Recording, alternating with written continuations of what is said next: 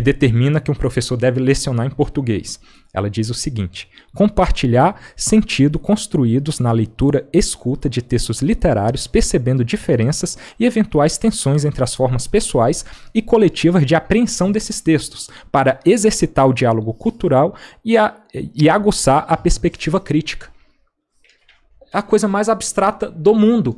Isso é a base de ensino de português na educação básica. Então, a abstração, o relativismo, o construtivismo tomou conta de toda a educação de forma geral a partir desse preceito lá atrás da autonomia completamente aberta para você montar um currículo. Jones, você não acha que é bastante problemático que a gente tenha essa abertura completamente abstrata e sem objetividade no âmbito tanto da universidade, que gera tudo isso que eu estou lendo para você aqui, que apesar de você concordar, é óbvio, você ser desse segmento, não seria importante a gente ter introdução à sociologia, por exemplo, pensamentos distintos? Não seria interessante a gente ter em educação básica aqui, como nesse código da Base Nacional Comum Curricular que eu te apresentei aqui, um ensino do português mais concreto, mais objetivo, do que essas abstrações que vai gerar mais confusão, menos aprendizado, menos até liberdade, capacidade para o professor organizar a sua aula? Como que você pensa essa questão da bagunça que é a organização de ementas, educação afora? 5 minutos, Jones. Gente, vamos lá. O Will Kelleher, ele não sabe o que é construtivismo, né? Assim, ele não faz ideia. Ele achava que Piaget era marxista, ele não sabe o que é construtivismo. Ele citou relativismo aqui de uma maneira, enfim, sem ter noção da profundidade filosófica do que ele tentou falar. E reparem que ele é incapaz de responder qualquer coisa sobre a educação básica no Brasil. Ele abre a primeira resposta dele com bordão liberal. O problema do Brasil é que se investe muito em universidade e em pouco em educação básica.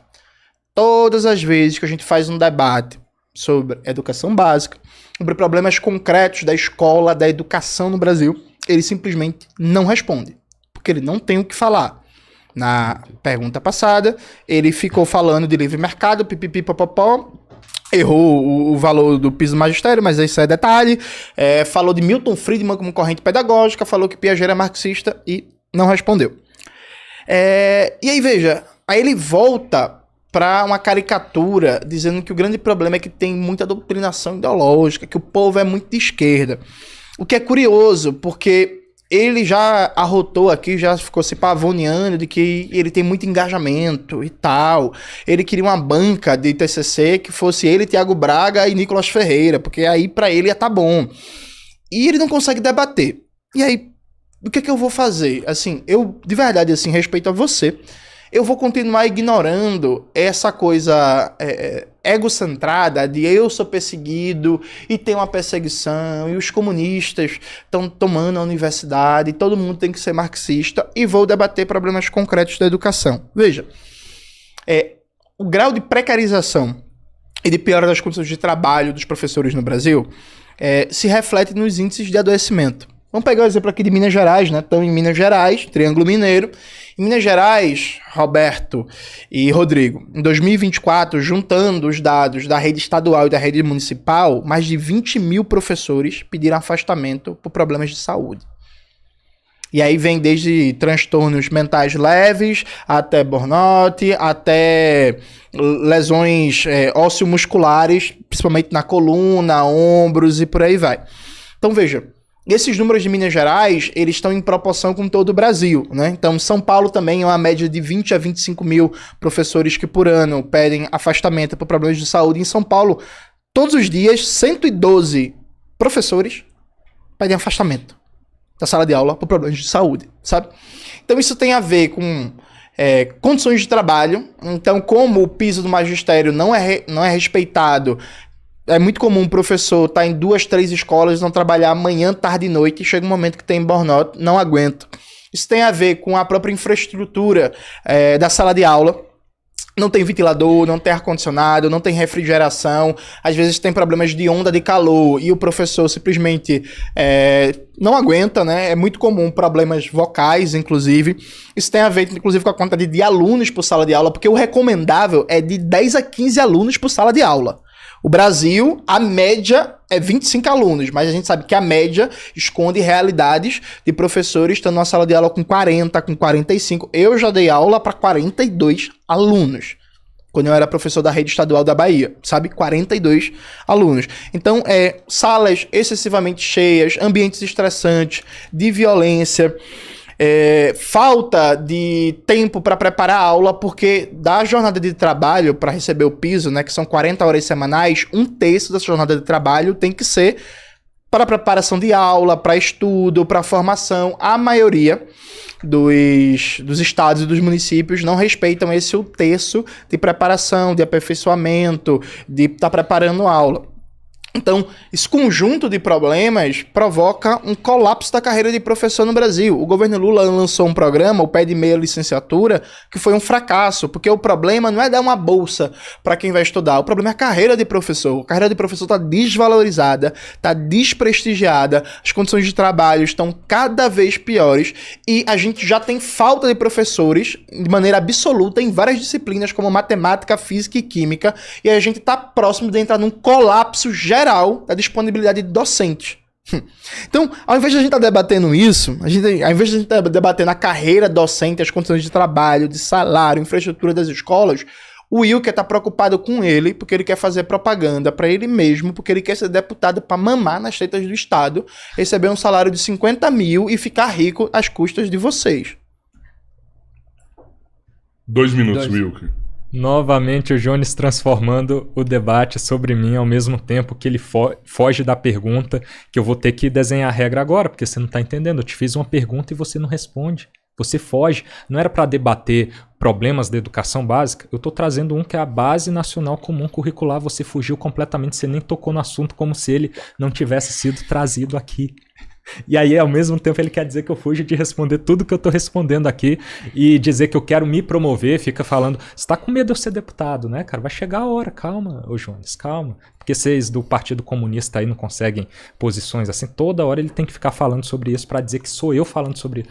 Olha o nível de distorção da realidade. Acho que todo mundo tá assistindo essa realidade aqui. Ainda quer fazer lacradinha com, a banca, ele quer que a banca seja composta por ele mesmo, o Thiago Braga e o Nicolas Ferreira.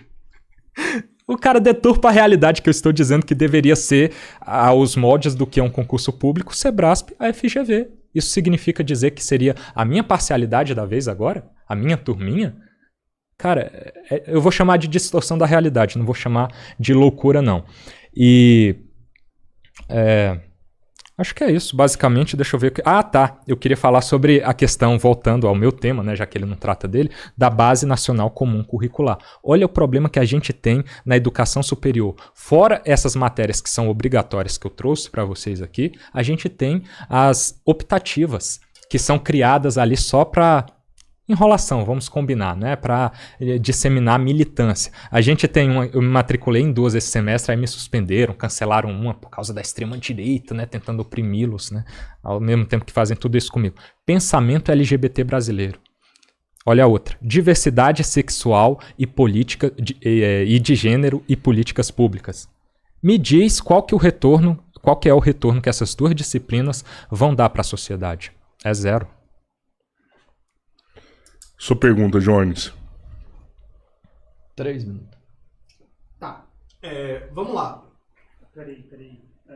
Mexe embaixo aí, que o microfone parou. Oi. Eu sei qual que é. Tá, só um minutinho aqui, problema técnico aqui. Enquanto isso, pessoal, dá o like na live, tá? Compartilha, se inscreve no canal. Vamos ajudar aí. Falei, João. Som. Voltou. Na próxima aí, a gente pode passar para gerais ou vocês ainda querem continuar mais um pouquinho em educação? As Você tem gerais mais que tu fala perguntas... do chat? Não, de vocês, aleatórias de vocês. E depois a gente vê sobre outros do chat assuntos. também, não? Pode Eu ser. tenho algumas aqui ainda, viu? Não, então vamos continuar na O educação. Jones vai fugir, mas eu tenho algumas Não, aqui vamos ainda. continuar na educação, tá bom. Beleza, tá bom. galera, compartilha, dá O like. pessoal tá gostando, tá bom. Se puder, sejam membros. O Wilker, então, prefere continuar na educação aí, debatendo a educação. Vai lá, ô Jones. Jones, Sua pergunta. Então, pergunta. Vamos lá. Pode? Pode, com certeza. Vamos lá. Vamos lá, gente. Aproveitando esse espaço para debater aqui com todo mundo que está assistindo a gente. Inclusive, mais uma vez, agradeço vocês estarem dedicando essa noite para ver um debate, uma conversa sobre educação. Vejam, hoje no Brasil todo mundo fala que é a favor do ensino integral, né? Inclusive todo candidato a governo do estado e tal diz que vai ampliar o ensino em tempo integral. O candidato a prefeito fala que vai ampliar o ensino em tempo integral. E alguns, inclusive, colocam o meu estado, Pernambuco, como se fosse um modelo de ensino em tempo integral. Só que isso é falso. E por quê? O modelo de ensino em tempo integral no Brasil aparece com força para o debate brasileiro com a experiência do CIEPS, de Leonel Brizola e de Darcy Ribeiro, lá no Rio de Janeiro, nos anos 80. Qual era a concepção do CIEPS, de Darcy Ribeiro e Leonel Brizola? É uma escola com uma ótima infraestrutura, em que o jovem vai passar o dia inteiro e vai ter não só os conteúdos normais, português, matemática, história, geografia, sociologia, filosofia, inglês, espanhol e tal, mas vai ter também acesso a esporte, vai ter acesso a lazer, ter acesso a um balé, judô, artes marciais, aula de música, vai ter acesso a acompanhamento psicológico, odontológico, assistente social, piscina, natação e por aí vai. Ou seja, é pensar a formação integral da criança, é garantir que ela passe a manhã e a tarde inteira num ambiente com ensino, com cultura, com pesquisa, com artes, com esportes, seguro, bem alimentada e bem cuidada, inclusive para corrigir é uma palavra ruim, para atenuar as desigualdades sociais próprias da realidade brasileira. Muitas pessoas que estão acompanhando a gente devem ter estudado no CIEPS, né? O modelo atual não é o modelo do CIEP. O modelo atual é uma escola de tempo estendido, não é uma escola de educação integral. Por quê? A minha escola, que eu estudei, o Augusto Severo, por exemplo, era uma escola normal, de repente foi transformada numa escola de tempo integral. Tá do mesmo jeito, Roberto, a infraestrutura. Nada mudou, não tem quadra poliesportiva, não tem laboratório, não tem espaço para tomar banho, não tem aula de música. Então, veja, esse é um falso modelo de educação integral. É só uma escola de tempo estendido. A gente precisa fazer um debate sobre um verdadeiro modelo de escola de tempo integral, para que não só os alunos passem o dia na escola, como seja prazeroso passar o dia nas escolas. Hoje, o que você mais vê são estudantes reclamando que passam o dia na escola e não tem o que fazer, que a escola não tem nem sequer capacidade de oferecer uma grade curricular que consiga preencher com os conteúdos e os conteúdos extras de esporte, de música, de arte, de lazer e por aí vai. Então, Wilker, o que é que você tem a dizer sobre o modelo CIEPS, idealizado pelo Darcy Ribeiro, que inclusive é criador da UNB, da universidade que você atrapalha as aulas? 5 minutos. Dá vontade de fazer, eu não vou fazer para nos cumprir regra, que é só o que ele faz, mas dá vontade de fazer aqui uma concessão do meu tempo para que ele defina atrapalhar aulas e me enquadre em atrapalhar aulas, sendo que eu contribuo com elas, que é o que busca a corrente ideológica dele, inclusive, uma participação ativa do aluno e todo o ensino girando em torno do aluno, né? Mas para a gente falar sobre ensino integral de educação básica, principalmente ensino médio, com essa nova, com esse estabelecimento do novo ensino médio, a gente precisa pensar esse modelo que eles atacam na universidade o tempo todo. A gente precisa superar as experiências passadas com uma nova ideia para que se encaixe, na verdade, nos tempos atuais. E a melhor que a gente tem hoje, mesmo com todos os seus defeitos, e vindo aqui de alguém que estudou a vida inteira em escola pública, né? Sou acusado de ser o playboy que só vai lá atrapalhar aulas, né? Bagunçar. Eu fui o cara dos 8 anos de serviço como chão de fábrica no Exército Brasileiro, que veio de uma realidade difícil, estudando em escola pública a vida inteira, então sei muito bem do que eu tô falando. Era uma realidade horrível, não te prepara para nada, nem para o vestibular, nem para a vida profissional, nem para sua humanidade mesmo, formação enquanto pessoa. É ridículo, então precisa ser superado por algo novo. Então, tem problemas no novo ensino médio? Tem, óbvio. O problema é fazer aquele mundo ideal acontecer dentro dos problemas de infraestrutura, de baixa alocação de recursos que a gente tem, mas olha que interessante seria a gente ter adaptação de modelos como que acontece aqui no Distrito Federal, inclusive foi objeto de trabalho meu na disciplina de formação de professores, a outra, né, Organização da Educação Brasileira, que foi pesquisar ensino médio, educação técnica, junto ao Sistema S, principalmente ao SENAC. O SENAC oferece cursos técnicos junto ao ensino médio, oferecendo toda a sua estrutura. Olha a parceria que dá de fazer com um organismo que já tem toda a estrutura, todo o corpo docente qualificado, tempo e espaço. Só que vocês sabem qual que foi o problema que a secretária me relatou lá para essa realidade ser possível? É a falta do ensino integral, que fica uma briga com o tempo que se tem hoje, né, de turnos, para que a escola não libere o aluno para ir fazer sua formação técnica lá. E olha que é formação técnica nível Senac e Senai também, mas principalmente Senac, ali cursos na área da computação e afins, para culinária também, e culinária nível chefe, não é que o pizzaiolo da rua que não é demérito nenhum, mas ficam falando na universidade como se fosse, mas só curso de ponta mesmo para qualificar esses indivíduos. O problema é que a escola não quer liberar o aluno, e aí o Senac ali fica tentando fazer um ensino integral para que ele possa, no contraturno, estar lá, e o governo não facilita nesse sentido. Então seria interessante a gente aprimorar a legislação ainda mais nesse sentido para ter um ensino integral que funcione assim. E quando não for, porque não são todos os dias, oferecer esporte também. Isso salva a vida de tanta gente, né? Isso nos promove em tantos sentidos. Se a gente for discutir aqui permanência também em relação à evasão escolar, olha que ótima oportunidade de você driblar isso. Colocar o cara para aprender uma profissão. Colocar o cara para se exercitar, fazer esporte. O cara, assim, eu tô dizendo o jovem, a criança que ama fazer isso, brincar e se divertir. E o jovem ali no ensino médio fazer uma capacitação técnica.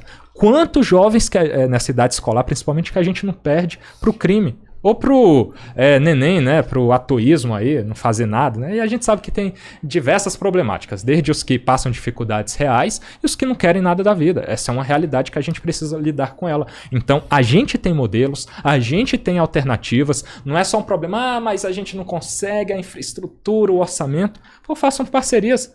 Sistema S está espalhado pelo Brasil afora, a rodo, não está em todo lugar, mas está pelo menos em todas as capitais ele está, nas principais cidades do Brasil. Façam essas parcerias do novo ensino médio, quando não se tem uma estrutura escolar ali, igual muitas não tem mesmo, pessoal capacitado para tal, faça como aqui e melhore ainda mais, adaptando para o ensino integral, onde você possa ter esse contraturno aí aperfeiçoado, que, vamos combinar, é super interessante, isso está para além de ideologia. Eu acho que todos vão concordar nesse sentido, espero até que você proponha uma sugestão melhor, que você está me olhando com a cara aí de quem não concorda, então, né? Porque é uma alternativa bacana, é um dado empírico real e baseado em dados concretos que a docente me apresentou lá, mas a partir de uma pesquisa empírica de entrevista informal que eu fiz com ela também, que foi subsídio de um trabalho meu dentro dessa disciplina de formação de professores, que oferece uma alternativa para esse ensino em face aos problemas que a gente tem hoje. Sua réplica, Jones, 2 minutos. Gente, veja, eu perguntei sobre concepção de modelo de ensino integral. Aí eu citei o modelo pedagógico do CIEPS, né? O CIEPS, que foi formulado por Darcy Ribeiro, que Darcy Ribeiro também foi fundador da UNB, e eu imagino, como você, como aluno da UNB, teve acesso a Darcy Ribeiro. Ele deu volta, falou do trabalho dele, e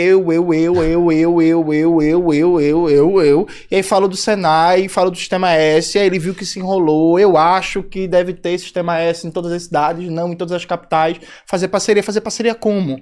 Quem vai financiar? Que tipo de parceria? Como? Assim, Wilker, é um pouco assustador, de verdade, assim, é um pouco assustador, você não consegue responder absolutamente nada, eu tenho certeza absoluta. Neste momento, até os seus fãs devem estar no chat decepcionados e assustados. Sim, porque quem via você no YouTube imaginava um pouco mais de desenvoltura, imaginava que você ia se preparar um pouco para conseguir responder alguma coisa, né?